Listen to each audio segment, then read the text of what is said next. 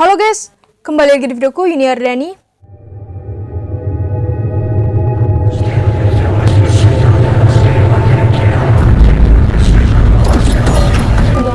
Banyak sekali memakan jadi sebagian. Sebelum lanjut ke videonya, kalian wajib banget subscribe channel ini, bantu channel ini agar berkembang. Oke, kita lanjut ke ceritanya. Nah, ini adalah cerita-cerita dari seseorang satpam yang berjaga di tengah malam. Mungkin ini menarik banget nih dibahas untuk kalian yang belum tahu ceritanya. Karena berjaga di tengah malam tidak hanya beresiko mengenai tentang kejahatan, tapi beresiko juga bertemunya dengan makhluk-makhluk misterius seperti makhluk gaib dan tidak terlihat. Nah, cerita ini dialami oleh yang pertama yaitu Pak Jamal. Pak Jamal ini adalah seseorang satpam yang berjaga di tengah malam di pabrik rotan. Pabrik rotan ini berlokasi di dekat jalan tol, di samping jalan tol Plumbung Cirebon. Di atas jalan tol ini terdapat jembatan yang menghubungkan desa dengan jalan utama Pantura. Nah, di jembatan tersebut banyak sekali orang-orang yang bunuh diri, yang melemparkan tubuhnya di jalan tol. Dan yang bunuh diri itu kebanyakan perempuan. Mungkin dia putus asa seperti itu guys. Akibat putus asa dan dia melemparkan tubuhnya ke jalan tol dan tubuhnya hancur berantakan di sana. Beberapa saat kemudian setelah terdengar peristiwa adanya korban bunuh diri, seringkali terdapat penampakan di sekitar pabrik rotan tersebut. Lalu, dan tepat waktu itu Pak Jamal berjaga sendirian karena itu waktu suasana Idul Fitri, tidak ada siapa-siapa dan hanya Pak Jamal saja yang berjaga. Dan jam 11 malam Pak Jamal ke pabrik rotan untuk menggantikan temannya yang berjaga sebelumnya.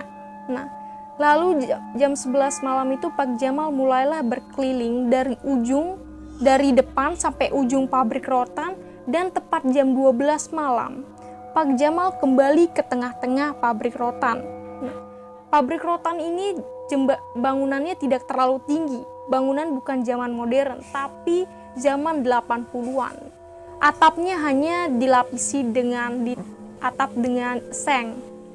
Dilapisi dengan seng atapnya, dan lalu Pak Jamal tiduran di sofa. Jam 12 malam itu tiduran di sofa, dan beberapa saat kemudian Pak Jamal mulai merasa merinding seperti itu, seperti ada yang lewat bus gitu, angin lewat di belakangnya. Kemudian Pak Jamal menoleh kanan kiri belakang, tidak ada siapa-siapa. Beberapa saat kemudian, 10 menit kemudian, mulailah Pak Jamal mendengar suara orang ketawa. Nah, mulai di situ Pak Jamal langsung ketakutan, tidak bisa teriak, pengen teriak tapi tidak bisa, dan tubuhnya juga kaku. Dan lalu Pak Jamal menutupi badannya dengan selimut, tidak berani membuka selimut tersebut karena takut di depan adanya sosok yang bergentayangan tersebut seperti kuntilanak. Jadi Pak Jamal takut membuka selimut. Dan beberapa saat kemudian mulailah suara adzan berbunyi. Lalu di situ Pak Jamal mulai lega. Dan Pak Jamal mulai bisa menggerakkan tubuhnya. Dan lalu Pak Jamal mulailah berlari ke pos satpam untuk menyelamatkan dirinya dari gangguan makhluk halus tersebut. Dan mulai saat itu Pak Jamal tidak berani untuk berjaga malam sendirian. Dan karena kayak mengalami trauma tersebut, trauma tersendiri karena diganggu oleh makhluk-makhluk yang tidak kasat mata seperti itu. Itulah resiko satpam yang berjaga malam ya, tidak hanya kejahatan tapi menemui arwah-arwah penasaran. Cerita yang kedua, ini adalah seseorang satpam yang berjaga di tengah malam, tepatnya di rumah sakit Cipto Mangunkusumo RSCM. Ini adalah rumah sakit yang bertugas untuk memforensikan korban-korban yang meninggal, seperti korban meninggal tenggelam atau kecelakaan dan lain sebagainya. Disitulah mereka diotopsi seperti itu guys. Dan tugas satpam yang menjaga kamar mayat ini cukup berat sekali, aku bilang ya. Karena kenapa cukup berat? Pasti banyak sekali gangguan-gangguan yang datang menghantui mereka. Apalagi korban-korban penasaran seperti itu pasti banyak sekali arwah-arwahnya. Dan mereka berdua ini bernama Fadli dan Munawarman. Nah, Fadli dan Munawarman ini banyak sekali mereka bercerita tentang banyaknya gangguan-gangguan yang mereka dapati, tapi mereka seiring berjalannya waktu mereka belajar melatih mental mereka, dan seiring berjalannya waktu mereka udah terbiasa seperti itu. Walaupun udah terbiasa, tapi ketika mereka melihat langsung jasad dari korban otopsi tersebut, mereka katanya bisa tidak makan selama 1 minggu. Mereka bisa tidak makan selama 1 minggu. Dan mereka juga sering mencium bau-bau aneh dan mereka juga sering mendapat gangguan seperti mendengar suara-suara aneh, orang ketawa dan lain sebagainya. Dan juga sering sekali dilempari batu kecil, tidak tahu arahnya dari mana. Dan pada suatu posisi mereka lagi ngobrol nih dengan Brimob. Nah, Brimob tersebut tiba-tiba muntah, tapi muntahnya itu bukan muntah biasa. Muntahnya itu dia itu mengeluarkan api, guys. Nah, dan tibanya mengeluarkan api, Brimob itu langsung kesurupan. Di sana mereka juga, si Fadli sama Munawarman ini merasa aneh juga, tapi mereka tetap menjalankan profesi mereka karena itu udah tanggung jawab mereka, udah tugas mereka menjaga kamar mayat seperti itu. Nah, tugas menjaga kamar mayat ini seperti security satpam ini cukup berat sekali, guys. Bayangkan saja kalau kalian berjaga tengah malam didampingi sama jasad-jasad baru, korban-korban baru yang mungkin belum lama meninggal atau yang telah lama meninggal, tapi jasadnya belum tahu pasti siapa dan dari mana keluarganya, seperti itu. Pasti jasad tersebut pastinya penasaran di sana. Jadi mungkin kalian yang memiliki cerita-cerita horor yang seperti keluarga kalian ada yang salah satu menjadi satpam dan lain sebagainya, ataupun kalian sendiri yang menjadi satpam menjaga tengah malam, dapat jadwal shift malam, mungkin kalian pernah diganggu makhluk halus dan lain sebagainya, kalian bisa ceritakan di kolom komentar. Kita berbagi cerita di sini. Oke, kita lanjut cerita yang ketiga.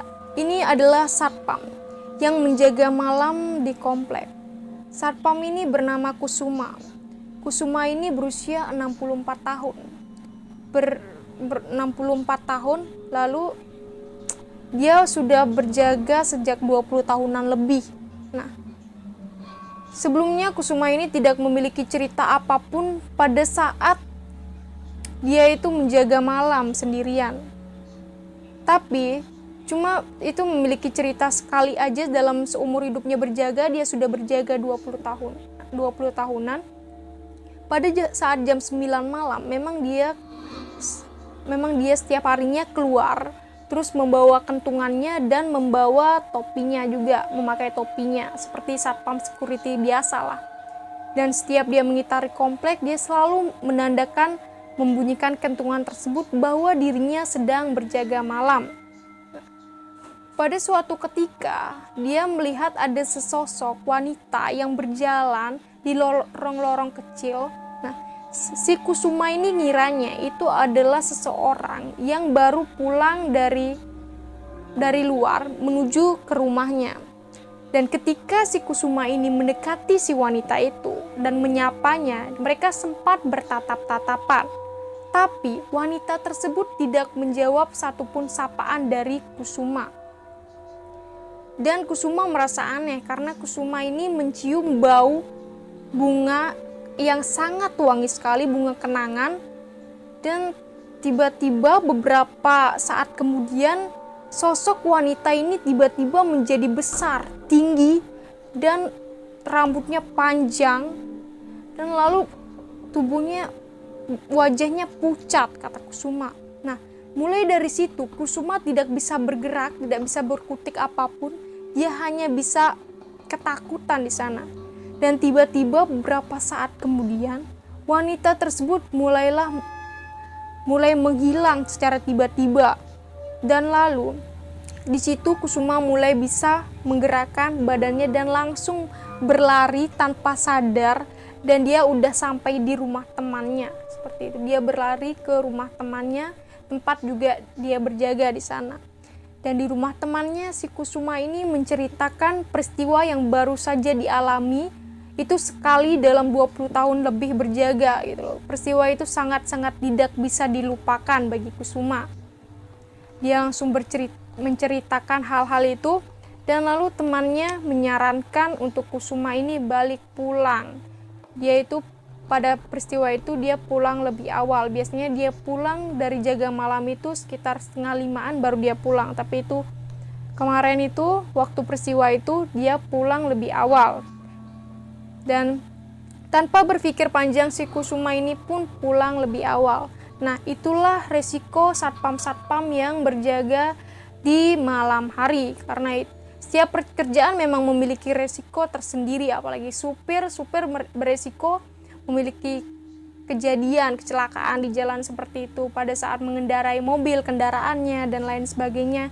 Dan sama juga halnya dengan tukang bangunan bisa juga memiliki resiko pada saat bekerja atau pada saat membangun suatu rumah. Dan ini satpam juga memiliki risiko pada saat berjaga malam. Walaupun jalan kaki, tapi satpam juga bisa saja bertemu arwah-arwah penasaran seperti 3 cerita yang tadi aku bahas di sini.